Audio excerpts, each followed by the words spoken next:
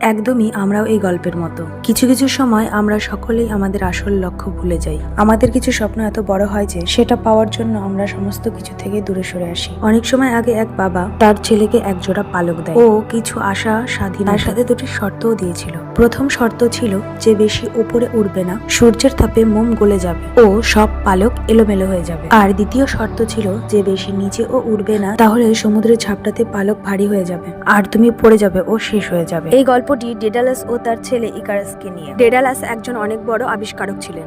রাজা Minos Daedalus এবং তার পুত্র ইকারাসকে গোলকধাতায় বন্দী করে রাখেন। এখান থেকে বেরোনোর জন্য শুধু একটি রাস্তা ছিল। সেটি অনুসরণ করে তিনি পাখির পালক, সুতো এবং মোম ব্যবহার করে দুই জোড়া বড় ডানা তৈরি করেছিলেন। আর ওই ডানার সাহায্যে দুজনেই ওই গোলকধাতা থেকে বেরিয়ে আসে। শুরুতে সব ঠিক থাকলে উড়ানে রোমাঞ্চ অভিভূত ইকারাস তার বাবার দেওয়া শর্ত উপেক্ষা করে সূর্যের দিকে উড়ে যায়। আর সে বেশি উঁচুতে ওড়ার আশায় শেষ পর্যন্ত সমুদ্রের তলদেশে বিলীন হয়ে যায়। গল্পটি অহংকার, মানুষের উচ্চাকাঙ্ক্ষার সীমা এবং পিতামাতার পরামর্শ মেনে চলার গুরুত্ব সম্পর্কে একটি বিখ্যাত সতর্কতামূলক গল্প।